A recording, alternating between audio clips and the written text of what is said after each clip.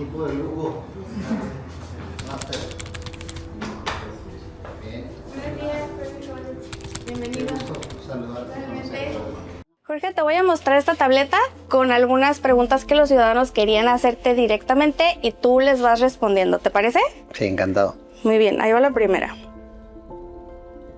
Jorge Ramos, ¿qué hábito tuyo nadie conoce?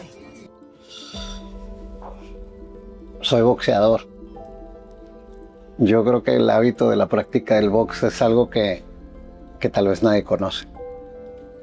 Hola Jorge Ramos, ¿qué le dirías hoy a tu yo de hace 20 años? ¿Qué le diría yo a un yo de hace 20 años? Que admiro mucho la manera en que enfrentó el crimen organizado. Tenías 36 años y te vino el mundo encima en un ambiente de criminalidad de la ciudad tremendo. Y creo que lo manejaste con mucha valentía, con mucho compromiso. Y eso lo admiro.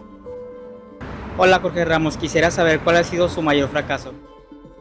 Mi mayor fracaso. He vivido muchos fracasos. Fracasos electorales, he vivido fracasos también en la parte personal. Y creo que aprendí del fracaso algo bien valioso.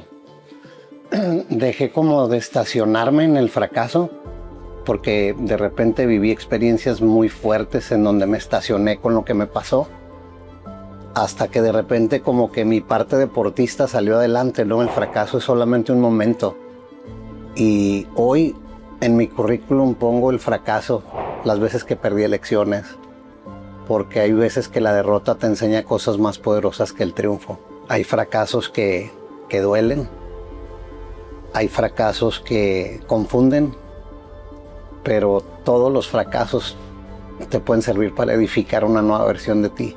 Y esa es la versión que he elegido. Es más, yo creo que el ser humano tiene el poder de convertir un fracaso en el mejor momento de su vida. Hola Jorge Ramos, ¿qué valor nunca negociarías? Híjole, la lealtad y la gratitud. Para mí, un ser humano sin gratitud, no sé qué seríamos. Y creo que la gratitud define no solamente quién eres, sino qué tan confiable eres. Buenas tardes, mi pregunta es para ti, Jorge Ramos. Si mañana terminaras la política, ¿cómo te gustaría ser recordado? Híjole. Primero por mis hijos me encantaría ser recordado como un papá que no se quedó en su casa a quejarse, a opinar, a solamente decir lo que no debió pasar, sino un papá presente que se atrevió a salirse después de la banqueta a interesarse por los demás y que quizás dejó un legado en donde una persona que encuentra en el servicio un propósito de vida. Eso me encantaría, que mis hijos vieran que su papá, además de estar presente 100% en casa, también lo estuvo en la vida de la ciudad. Hola Jorge Ramos, quisiera saber cuál enseñanza de tus padres sigue presente todos los días. Híjole. Yo creo que ambos me impactaron, pero quien más me impactó fue mi madre.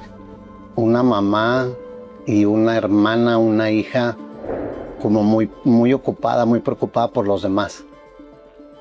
Y eso me creó un modelaje de ser el hermano que está presente, de ser el amigo que está ahí, de echarme a cuestas cosas que van más allá de lo que a mí me interesa, de meterme en los demás. Y mi mamá me entregó una sensibilidad para poder como sentir lo que los demás sienten. Entonces me dio una enseñanza de empatía que creo que me ha servido mucho en la vida. Y mi papá, el servicio, un maestro de 60 años en la universidad, un padrino de generación eterno en la UABC, me enseñó que en el servicio a los demás hay una gratitud, hay una manera de vivir la vida súper padre. Entonces creo que esas dos cosas mezcladas pueden explicar un poco de quién soy ahora.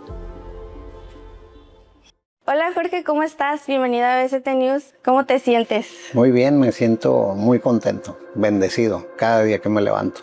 Hoy, en esta plática, quiero hacerte unas preguntas para que quienes nos ven conozcan tu lado más personal.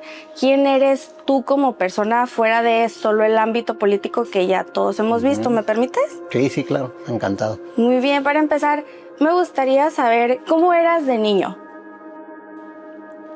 Híjole, fui el primer nieto, el primer hijo de los hermanos y creo que fui un niño muy feliz. Tengo una infancia muy bonita, una infancia de colonia, una infancia de jugar con el lodo, de hacer papalotes con carrizo, de divertirme en la calle, de jugar, de contar los camiones que pasan, el número favorito del camión, una vida muy libre. Aquí en Tijuana me tocó vivir la etapa de Tijuana más hermosa, como un cuento, en el que alguien toca la puerta y la abres, en una ciudad en la que solamente mamá ya me voy y me salgo a jugar y hasta que la noche se guarda el sol, regresaba.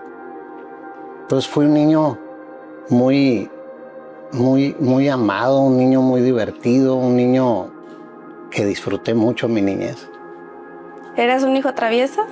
Sí, fui travieso. En una ocasión me regalaron una pistola como de municiones. Entonces había un árbol en el patio de la casa y yo le tiraba al árbol, ¿no? Y al día siguiente llega la policía, toca la puerta y dice, ¿quién quebró los vidrios de la casa que está atrás del árbol? Entonces mi papá me lleva y me llevaron a la delegación. En ese momento pues yo tenía como 7 años o 6. Entonces la experiencia de estar como arriba de una patrulla que te llevan y que te interroga el jefe de la policía fue súper impactante. Claro. Es más, en un proceso de desarrollo personal que viví, ya de adulto fui a esa delegación como, va a estar muy loco lo que voy a decir, como para ir por ese niño, ¿no? Y decir, todo estuvo bien. Hiciste las cosas. Pero ahí estaba como una travesura, ¿no? Que aún yo le estaba tirando al árbol y andaba quebrando los vidrios de la colonia. ¿Y te regañaron? Sí, me regañaron.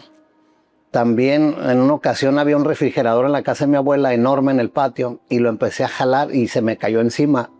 Y gracias a Dios pues terminé adentro del refrigerador. Y pues ahí viene todo el mundo a rescatarme. En otra ocasión me subí a un Volkswagen de mi tío porque me llamaba la atención de que estaba chiquito y yo sentía como que podía con él, ¿no? Y le empecé a mover y cuando menos pensé me estrellé con un carro de atrás, pero tenía 7 años. Entonces esos son 3 como de un montón, ¿no? Entonces era el sobrino que las tías decían, ahí viene el Jorgito, guarden a los niños. El travieso. Sí.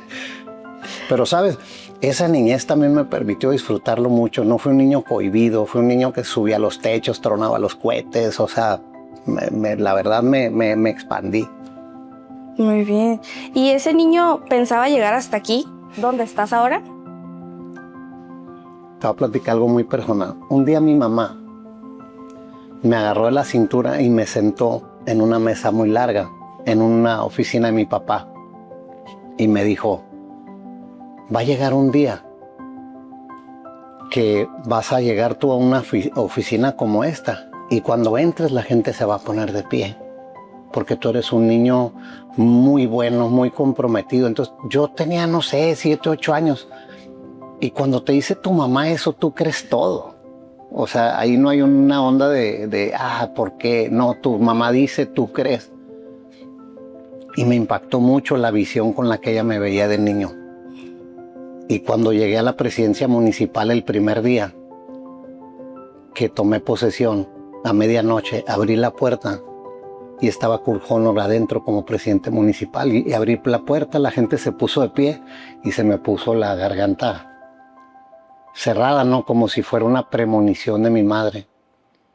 Y yo creo que los papás tenemos un poder para inventarle un futuro a nuestros hijos que no sabemos lo impactante que puede ser. Y no lo digo como desde el ego, sino qué bonito poder tener una memoria de tu madre de la infancia y que de adulto de la nada vives el momento y sale el flachazo de aquella declaración tan fuerte que hizo mi madre, ¿no? ¿Consideras que tu mamá ha sido tu mayor inspiración? Sí, definitivamente. Mi madre murió cuando yo tenía 14 años. Entonces fue como pues un personaje que le valoré cada minuto, cada segundo que estuvo viva. Y tenía esta manera de, como te decía, como de estar preocupada por los demás. Pero no preocupada como metichona, ya ves que luego hay las tías y las mamás metichonas en la vida de los demás. No, ocupada en que los matrimonios de sus hermanos funcionen, preocupada por su mamá, o sea, una hija súper a cargo de su madre, una mujer muy aseada, muy limpia, muy pulcra, muy trabajadora, enseñándome cosas como que lo dado, dado y lo caído, caído. O sea, paga cuando te pidan, cuando te presten, cuando te regalen es otra cosa. O sea, una mujer con mucha integridad y una espiritualidad enorme. ¿Cuál es el recuerdo más feliz que tienes con tu familia? El momento más feliz con mi familia es cuando nació mi hijo Jorge Armando. Yo iba a cumplir 21 años. Entonces tú imagínate a un papá de 21 años, yo me veo y parecía que había salido de la primera comunión. Y salir del Hospital del Carmen de aquí de Tijuana con un bebé en tus brazos y tú tienes 20, 21 años, sentí una felicidad enorme y también una responsabilidad bien grande. Entonces desde que lo subí al carro y lo puse en la carrolita o en la silla de bebé ahí atrás, mi vida se transformó. Y así cada momento. Tengo 4 hijos. Luego llegaron mis 3 princesas. Y su llegada son momentos de mucho amor, de mucha inspiración, de mucha felicidad. Y ya llevo rato muy feliz con la vida que Dios me ha permitido tener y que me ha costado trabajo. ¿Te consideras un buen padre? Yo veo a mis hijos, que sus ojos les brillan. Los veo a mis 2 hijos grandes, casados, felices, con 2 seres humanos maravillosos. Veo a mis 2 hijas en clases de actuación, las veo jugando básquetbol, las veo felices, las veo con su madre. Y yo creo que más allá de cómo me creo yo, es como veo a mis hijos. Y los veo felices, los veo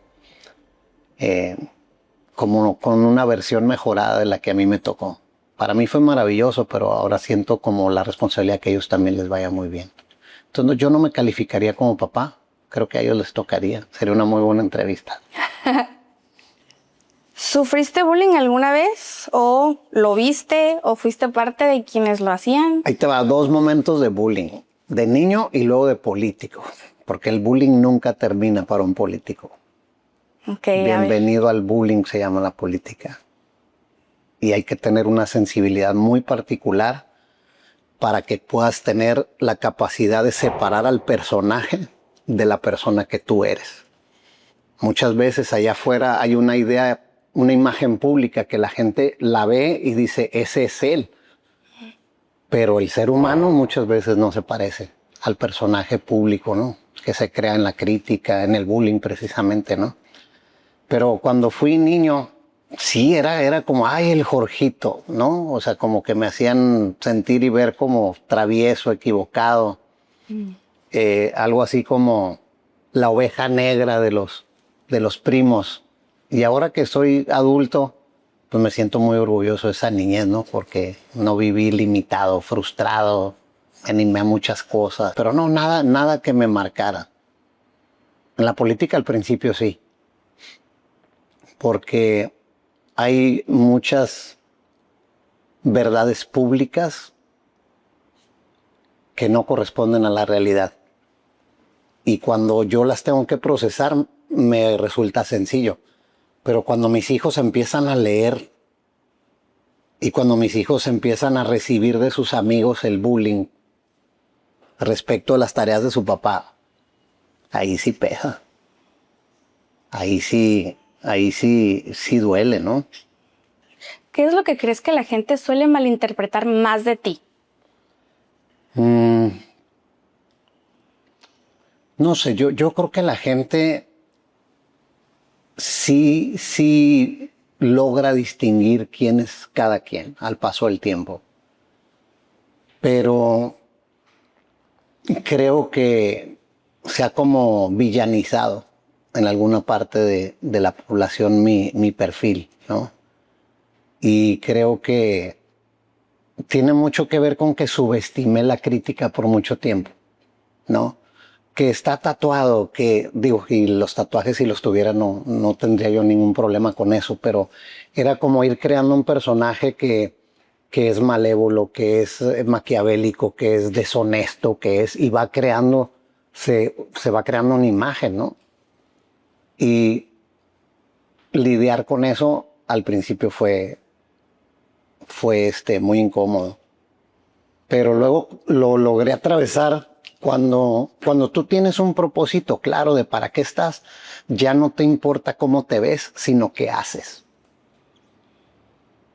Por ejemplo, haber transformado 42 bulevares de concreto hidráulico en una ciudad ocupada de 265 kilómetros de concreto hidráulico en 20 meses es una locura. Era prácticamente imposible. Y poderlo crear, pues fue muy intenso. O sea, metí al tráfico a gente por años y los hice llegar tarde y batallar y todo. Y pierdes mucha popularidad con eso. Pero cuando tú tienes claro que el dilema de un gobernante es, ¿vienes a cuidar tu imagen o vienes a resolver problemas? Y para mí ahí está la clave.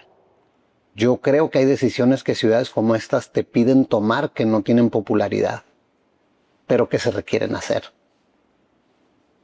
Y ahí pues son acciones conscientes, ¿no? Y pues pagas el precio y listo.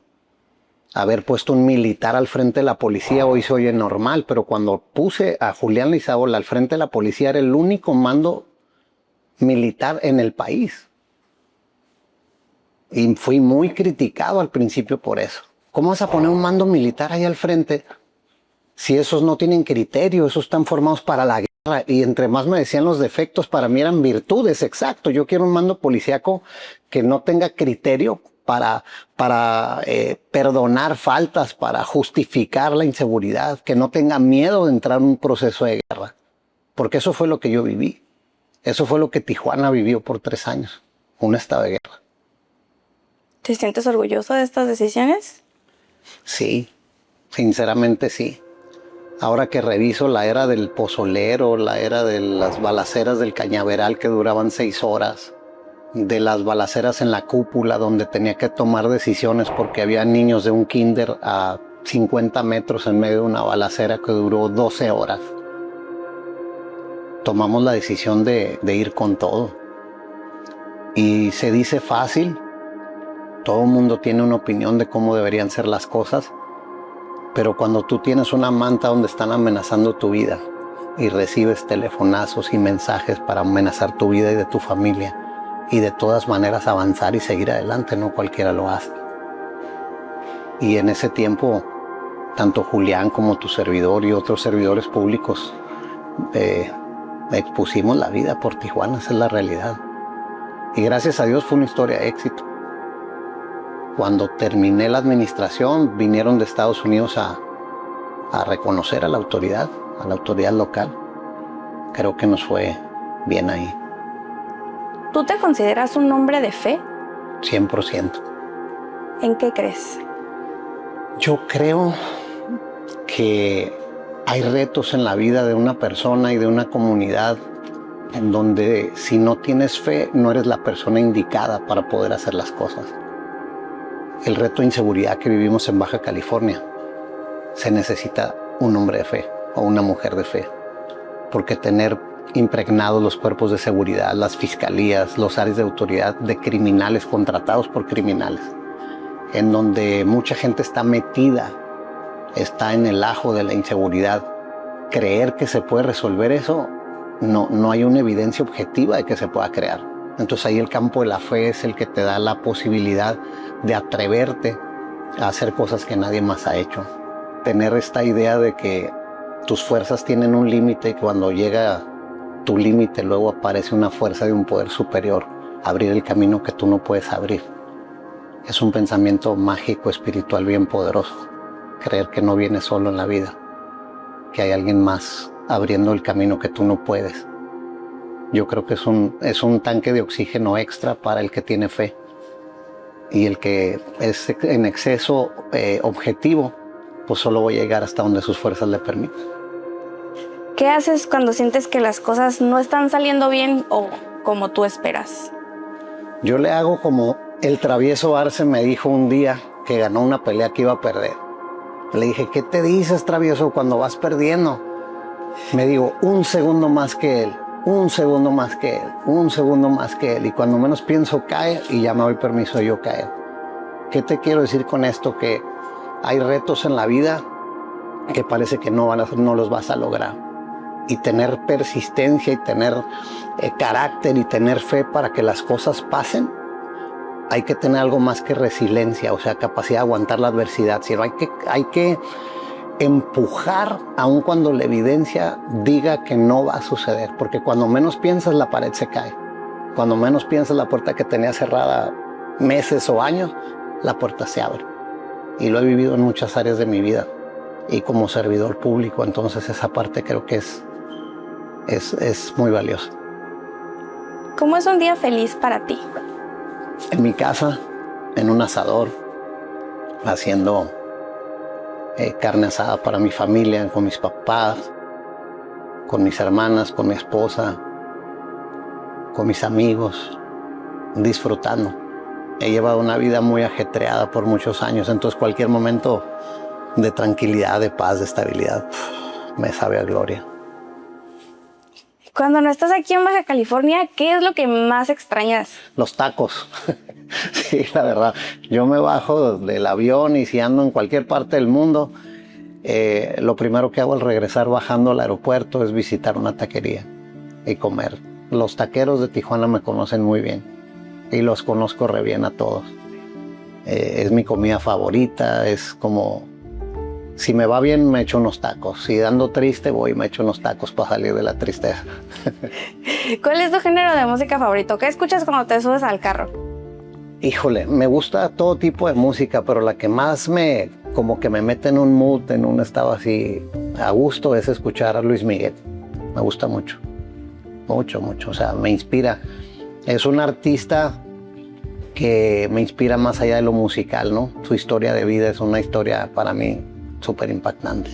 Y claro, tiene sus frivolidades y todo, ¿no? Pero puta, es excelente, él es excelencia, es el único artista que la última canción que hizo fue hace 20 años y lo seguimos yendo a ver y sus conciertos se cierran. Sold out, 150 conciertos. ¿Por qué? Pues es un concepto de excelencia y de calidad total en el que se mueve que lo disfruto mucho. Muy bien. No es muy macho decir que te gusta la música de Luis Miguel, ¿verdad? Pero la verdad sí lo disfruto mucho. ¿Tu canción favorita? Híjole. Se llama Hermoso Momento. Es una canción cristiana.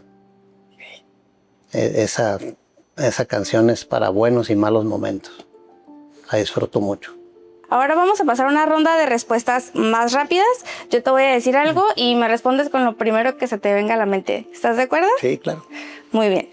Baja California. Mi casa. Liderazgo. No se trata de ti, se trata de ellos. Honestidad. Clave para gobernar. Poder. Servicio. Corrupción. Plaga. Familia. Mi hogar. Éxito. Pasajero. Fracaso. La casa del exitoso. Justicia. No es un balón en el que crea mucho. Seguridad. Lo que cueste. Gobierno. Servicio. Ciudadanía. Los jefes. The boss, diríamos aquí en la frontera. Muy bien. Ahora vamos a hacer una dinámica un poquito diferente porque aquí yo te voy a dar dos ideas y me gustaría que eligieras cuál resuena más contigo. ¿Escuchar o decidir? Escuchar. Siempre Nego- escuchar. Siempre escuchar. ¿Negociar o confrontar? Negociar. ¿Experiencia o juventud? Experiencia. ¿Disciplina o creatividad? Creatividad. ¿Diálogo o firmeza? Aquí sí depende. Pero diálogo. Menos con los criminales. ¿Gobernar con el corazón o gobernar con la razón? Con el corazón. ¿Planear o improvisar? Planear. ¿Debate o conversación? Conversación. ¿Convencer o inspirar? Inspirar, sin duda. Muy bien. Ahora yo voy a comenzar una frase y tú la completas como tú quieras. Va. Gobernar es El privilegio de servir. mi mayor fortaleza es No darme por vencido. mi mayor reto es Mantenerme humilde en todo momento. yo nunca, Yo nunca diría nunca. yo siempre, Me comprometo al 100. lo que más me preocupa es La seguridad de mi estado. me siento orgulloso de De mi estado. De su gente. 100%. Cuando me pregunta de dónde eres, de Baja California. quiero que me recuerden por Por el legado que dejé en mis hijos. Ya para cerrar, ¿qué mensaje te gustaría darle a la gente ahora que conocen este lado más personal de ti? Que siempre es importante darnos la oportunidad de conocer a la persona. Muchas veces en la vida nos vamos con lo que oímos, con lo que se dice, y pocas veces nos damos la oportunidad de ir más allá de lo que una noticia o de lo que una versión de las cosas dice. Y estoy dispuesto en esta nueva etapa de mi vida a entregar una versión madura, una versión comprometida, una versión que